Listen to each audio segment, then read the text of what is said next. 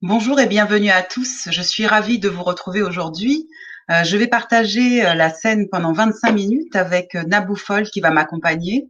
Et nous sommes vraiment très heureuses l'une et l'autre d'intervenir euh, sur ce premier événement virtuel, le Tropic Business Summit organisé par Vénitia Guinaud et qu'on remercie encore chaleureusement. Ça fait déjà 48 heures qu'un grand marathon se déroule. Et aujourd'hui, je vais avoir le plaisir de traiter avec Nabou cette thématique qui est une question extrêmement importante dans le contexte actuel, mais aussi également par rapport aux activités qu'on mène l'une et l'autre, en lien avec l'autonomisation des femmes, condition essentielle au développement durable. Alors Nabou, ce que je te propose, c'est pour que nos auditeurs apprennent aussi à mieux nous connaître, c'est qu'on puisse se présenter l'une et l'autre, présenter nos activités, et puis de fil en aiguille, pouvoir traiter cette thématique au regard de ce que l'une et l'autre faisons dans notre quotidien et ce que nous faisons avec nos clients respectifs. Bonsoir à tous. Vous m'entendez? Oui.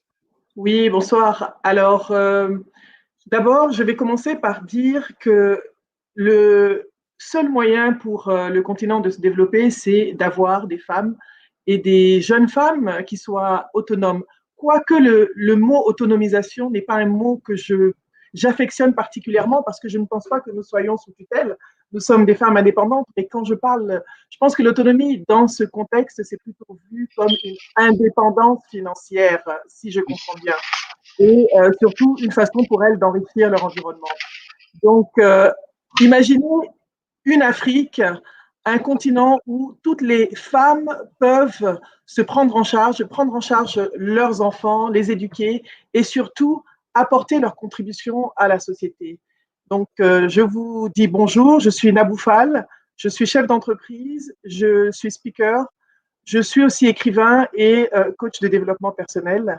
Et c'est un plaisir pour moi de partager cet après-midi, cette tranche de temps avec vous pour Oui. échanger, partager et surtout réfléchir ensemble sur des voies et moyens d'ouvrir la porte et surtout d'empower nos sœurs et nos filles et même nos tantes et nos mères. Merci. Alors, c'est quelque chose qu'on partage toutes les deux, Nabou, hein, puisque moi, je suis également, alors moi, je suis j'ai une agence de conseil en stratégie de transformation et de développement de l'influence. Et c'est vrai que pour pouvoir devenir quelqu'un d'influent, ça fait appel à une caractéristique fondamentale qui est celle d'être un rôle modèle, quelqu'un qui a la capacité d'impacter, d'inspirer, d'émouvoir et de donner envie aux autres de suivre une voie qu'on a créée ou tout simplement créer la leur. Et le métier que nous avons en commun, l'une et l'autre, c'est d'être coach. Donc peut-être que ce sera intéressant d'expliquer concrètement qu'est-ce que l'une et l'autre nous faisons en tant que coach pour permettre justement de développer cette autonomie, qu'elle soit professionnelle, qu'elle soit financière, mais qu'elle soit aussi dans sa manière d'exister en société. Alors déjà, au-delà de ça, dans mon secteur d'activité, parce que je suis aussi cofondatrice d'un incubateur en Côte d'Ivoire qui s'appelle Impact Hub et qui est un incubateur qui se veut le catalyseur de la créativité, comme on dit. On sait qu'Impact Hub, c'est un réseau d'incubateurs internationaux international, pardon, qui sont dans plus d'une centaine de pays. Et la raison pour laquelle je me suis investie dans ce projet, c'est parce que c'est un projet qui permet de donner des outils aux entrepreneurs. On les incube à travers des programmes d'incubation et d'accélération. On leur donne des outils pour pouvoir vraiment être des entrepreneurs durables, sustainable, comme on dit en anglais, durables et pérennes. Donc ça, c'est une des activités que j'ai. Mais je ne sais pas si c'est dans le cadre du fait d'être coach que je le fais, mais c'est quelque chose que je fais depuis des années. D'abord, de façon, il y a plusieurs facettes, parce qu'il y a les les barrières culturelles, pardon, qui empêchent les femmes sur le continent, les femmes africaines, d'Afrique, de la diaspora et d'ailleurs, de s'épanouir et vraiment de s'exprimer. Trop souvent, on a dit aux femmes qu'il ne fallait pas qu'elles soient visibles, qu'il ne fallait pas qu'elles soient, entre guillemets, trop loud, que leur voix soit trop forte. Donc, ce que je fais depuis plus de 10 ans, il y a un site internet que j'ai commencé qui s'appelle naboulov.com. C'est comme ça que j'ai rencontré Vénitia d'ailleurs. Et je parlais beaucoup aux femmes, enfin, je continue puisque le site est encore en ligne, pour leur donner la force et le courage de own, posséder ce qu'elles sont, d'accepter ce qu'elles sont et surtout de ne pas avoir peur de s'affirmer, de dire ce qu'elle pense, d'être elle-même en fait. Donc c'est aussi une autre activité que j'ai. Et depuis plusieurs années, je forme des personnes dans plusieurs pays. De par mon expérience, mon expertise, j'ai accompagné des centaines, même des milliers de personnes, de femmes, la confiance en soi, dans le bien-être, mais aussi dans l'entrepreneuriat et le marketing, qui sont des spécialités que j'ai développées et qui sont bien sûr liées à l'expertise et l'expérience que j'ai acquis au long de mes 20 et quelques années pour ne pas dire plus, pour ne pas vous dire mon vrai âge, donc je ne dis pas le vrai nom. Donc voilà, ce sont les activités que je mène, mais aussi j'accompagne des personnes dans leur développement et surtout dans leur marque personnelle, oser se montrer, oser briller, oser faire briller leurs compétences, assumer ce que vous avez réalisé. Trop souvent dans notre culture, les femmes n'osent pas dire, voilà, j'ai accompli ceci, j'ai fait cela, je suis ceci, je suis cela. Souvent, quand on s'assoit avec des femmes, tout le monde parle et il y a des femmes extrêmement brillantes qui sont assises et qui n'ouvrent pas la bouche alors qu'on sait qu'elles ont accompli des choses extraordinaires, on sait qu'elles font des choses extraordinaires, qu'elles impactent, qu'elles transforment, mais elles n'osent pas le own, comme on dit en anglais, elles n'osent pas réellement dire, voilà, c'est moi, je fais ceci, je fais cela. Donc, j'accompagne des femmes et même aussi des hommes dans cette Oui. démarche. Voilà. Alors, donc, merci beaucoup pour ce partage. Ce que j'allais, en complément de ce que vous faites, parce que je parlais de la notion de rôle modèle, donc des personnes qui puissent inspirer. Alors, elles ont besoin d'avoir tout simplement quelqu'un qui ouvre les voies, quelqu'un qui montre que c'est possible, quelqu'un qui permet de se réaliser. Encore faut-il oser. Et ce que j'ai bien aimé dans le nom de votre société, c'est Viséo, parce que quelque part, il est induit qu'il faille s'élever, un peu comme dans Talents Awake, où l'idée, c'est de sortir un petit peu du lot. Alors, l'idée, c'est pas de sortir du lot en écrasant les uns les autres, mais c'est de sortir du lot en ayant sa particularité, son particularisme, son unicité et d'oser l'exprimer. Donc, c'est vrai que pour pouvoir être dans une autonomisation, l'idée, ça va être de se dire, je dois être éduqué autrement, je dois recevoir un enseignement distinct, je dois peut-être être formé autrement. Mais au-delà de la dimension technique de ces activités, il y a aussi une dimension de développement personnel. C'est comment moi, en tant que personne, je vais oser justement m'exprimer, m'affirmer, me positionner, et donc certainement que je n'irai pas dans le sens de tous les avis qui vont exister dans une salle, et en même temps continuer sur cette voie en étant toujours en lien avec quelque chose qui me tient à cœur, avec un désir de réalisation, avec quelque chose qui soit beaucoup plus fort que tout ce que les croyances, l'éducation et voire même la société peut mettre en place pour bloquer justement les femmes. Dans le titre du panel que nous sommes en train de mener, il y a la notion de développement durable. Alors, quand je réfléchissais à cette question, je me suis dit, développement durable, est-ce que ça fait appel justement aux 17 objectifs universels de développement de l'agenda de 2030 de l'ONU? Certainement, parce que quand on le lit bien, on voit bien que la femme a une place centrale, fondamentale au sein de cette dynamique-là, à travers l'éducation, à travers la prise en charge des enfants. Mais il n'y a pas que ça. Et c'est un point que tu as évoqué tout à l'heure qui est très important. La femme s'autonomise à différents niveaux, mais elle ne le fait pas seule en s'affranchissant de l'homme. C'est de trouver une manière de se positionner dans laquelle elle puisse exister pleinement. Quel est ton avis sur ce point-là? Alors, moi, je voudrais juste revenir sur la notion de développement durable, Oui. qui est très, très importante dans l'énoncé du thème. Et faire un clin d'œil aujourd'hui, parce qu'aujourd'hui, c'est la journée internationale de la femme rurale. Et je pense que c'est important. La place de la femme rurale, quand on parle de développement durable, on parle de santé, on parle d'éducation, et on parle d'eau, d'accès à l'eau potable, on parle de ces choses qui font réellement, qui sont souvent des freins au développement et à l'atteinte des objectifs des femmes. C'est vrai qu'il y a la notion de partenariat avec l'homme, je suis tout à fait d'accord. Il y a une complémentarité entre guillemets. Chacun doit apporter sa pierre. On ne peut pas dire à la femme seule, voilà, tu dois faire ça, ou à l'homme seul. Mais dans les zones rurales, aujourd'hui, il y a seulement dans le monde, il y a moins de 20% de femmes qui sont propriétaires de la terre. Donc, comment, quand on sait qu'il y a 70% de femmes qui sont en zone rurale, comment est-ce qu'on aide à impacter sur tout ce qui est loi, tout ce qui est appareil juridique, pardon, pour que les femmes puissent être propriétaires. Parce que tant qu'elles ne sont pas propriétaires, elles travaillent la terre en majorité.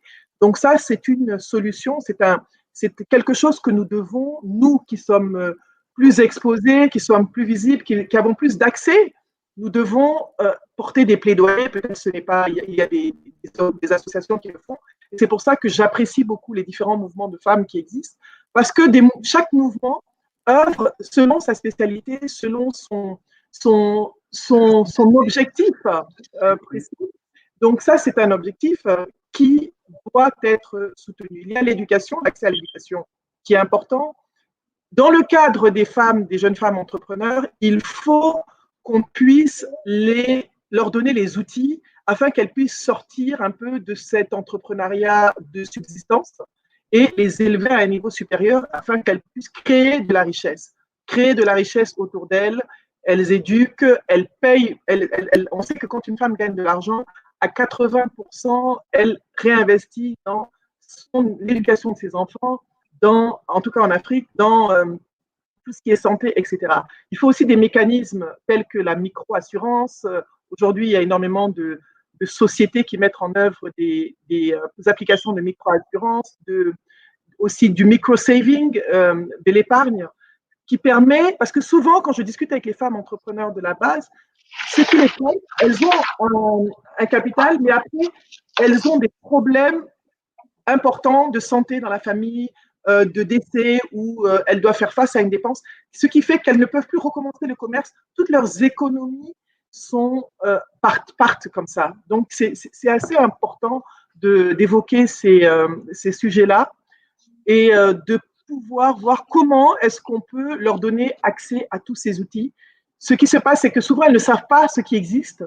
Elles ne savent pas comment on fait même pour exploiter au moins à 50% un smartphone qu'on peut avoir à travers des applications pour réellement les empower et les amener à une certaine indépendance financière. Absolument, ça c'est vrai que c'est extrêmement important. Et donc, c'est un peu le point dans une des voies qui permettrait justement de favoriser cette autonomisation. On a des questions qui arrivent aussi en rafale pendant qu'on est en train d'échanger l'une et l'autre. Une des voies de cette autonomisation, il y a une dimension sociale, sociétale, juridique qui permettrait effectivement de favoriser, d'encourager, même économique, parce que ça, ce serait donc un sujet à traiter avec les banques, avec l'ensemble des initiatives qui sont en train de porter. Dans les questions qu'on est en train de nous poser aussi en direct, il y en a une qui est de savoir comment est-ce qu'on peut commencer ce travail, alors c'est-à-dire relativement tôt, c'est-à-dire quand ce sont encore des jeunes filles, dès le jeune âge en fait, pour que finalement cette graine puisse être semée et qu'elle grandisse au fur et à mesure de l'apprentissage, du temps à l'école, mais en même temps des rencontres, en même temps des lectures, en même temps des ouvertures d'esprit, avec ce que je disais tout à l'heure, ces personnes qui sont donc inspirantes, mais qui peuvent être sur n'importe quel continent, parce que finalement elles deviennent inspirantes par les actions qu'elles posent. Elles posent leurs actions par conviction, pas parce qu'elles se disent tiens, je vais passer à la postérité et ça va être génial, je pose ma pierre. C'est une manière de contribuer justement à ce développement. Alors moi, pour ma part, pour accompagner les jeunes filles, ou j'allais dire les jeunes filles, les jeunes garçons, je le fais en faisant des interventions au sein des grandes écoles, mais également des universités, en travaillant sur la notion de leadership et en tant que mentor. Pourquoi? Parce que chacun, ou en intervenant auprès d'incubateurs justement, pourquoi? Parce que l'idée, c'est de se dire, j'ai un projet, mais le projet ne fait pas tout. Si la personne ne retrouve pas son équilibre intérieur et ne retrouve pas cette connexion avec ses ressources intérieures en se disant, voilà, ça c'est le but que je me suis fixé. Et donc, je vais faire un travail sur moi en parallèle du travail économique, financier, de la façon dont je mène mon projet.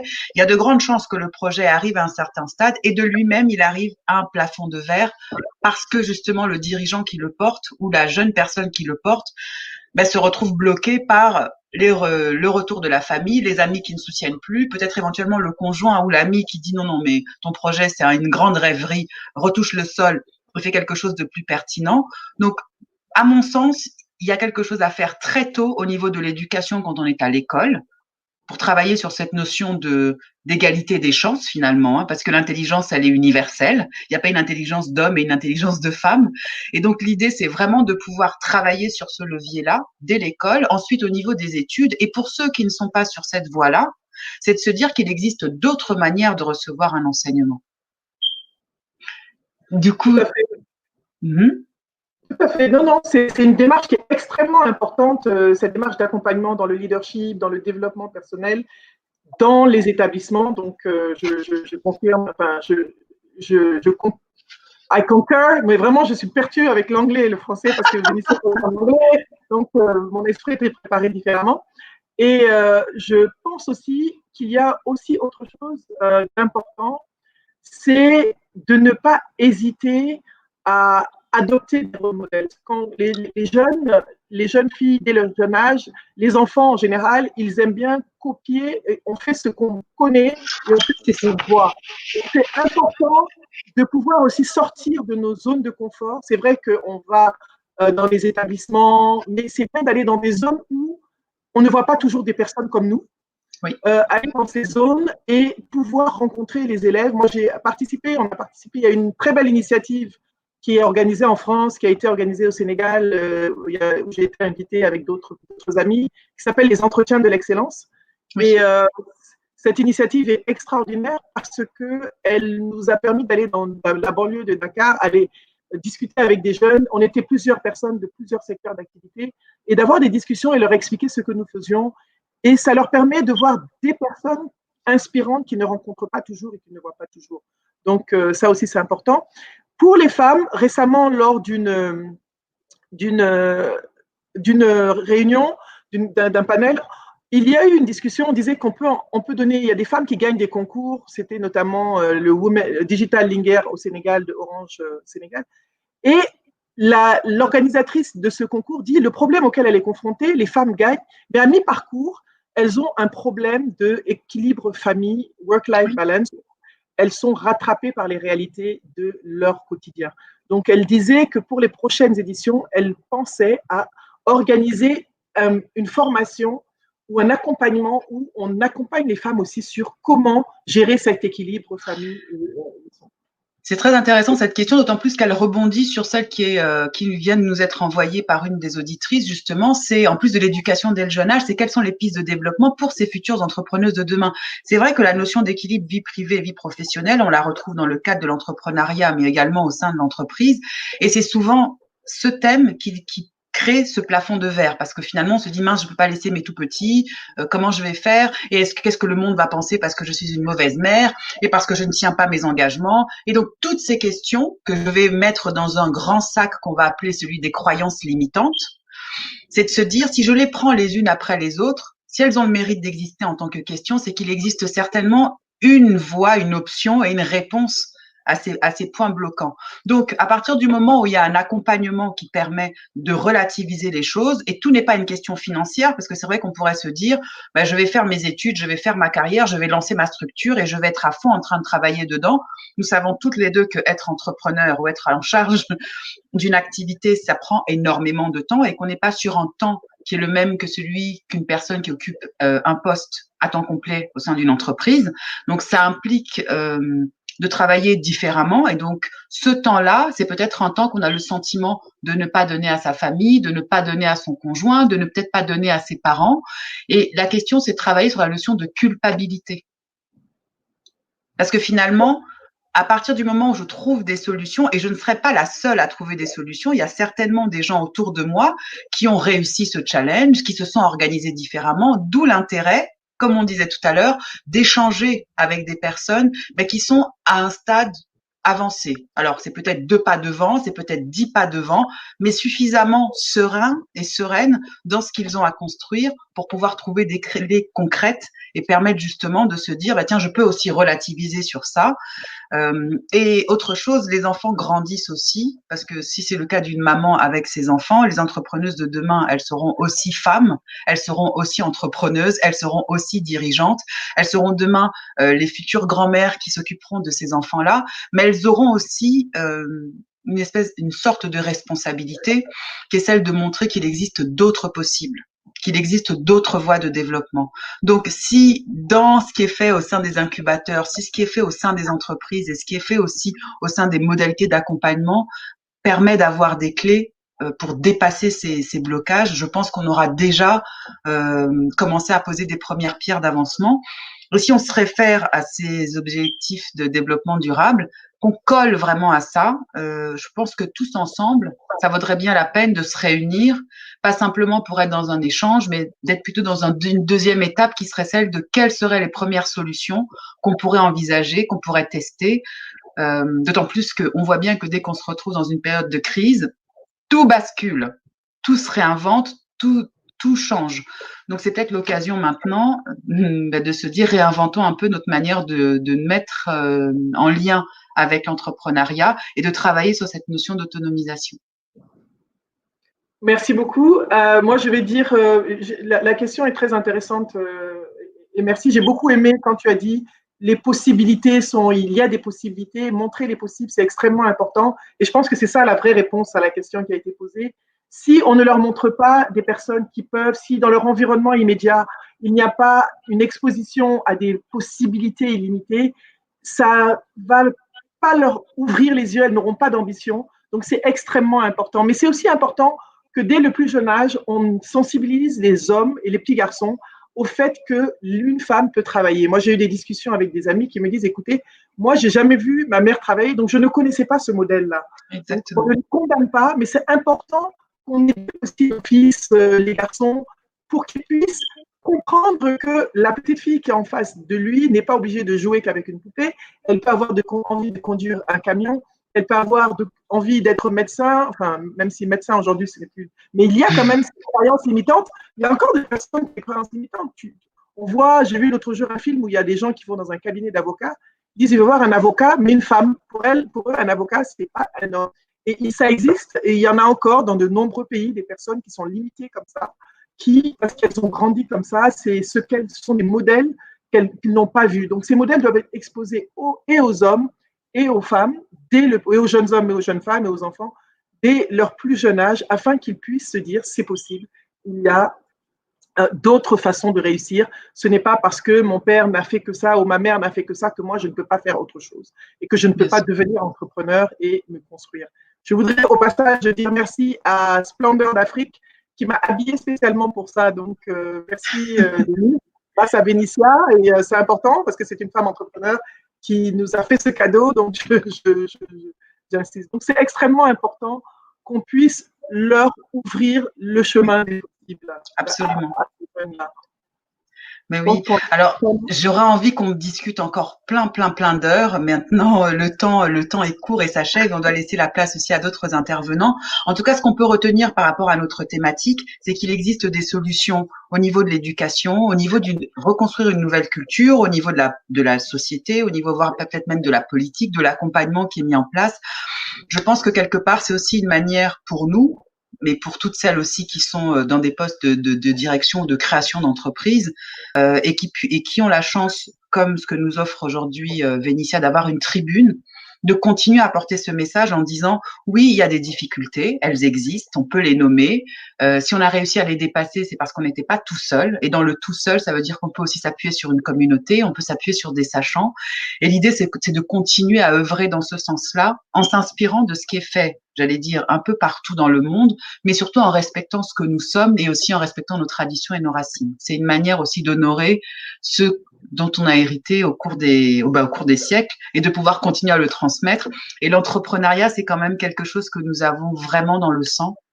Donc, c'est à nous de trouver des nouvelles voies pour le moderniser et faire en sorte que la femme puisse exister pleinement sur la scène en totale sérénité et en étant fière de ce qu'elle accomplit. Merci beaucoup. Moi, merci beaucoup, Nabou. Je pense que tu as tout dit. On va dire au revoir au public.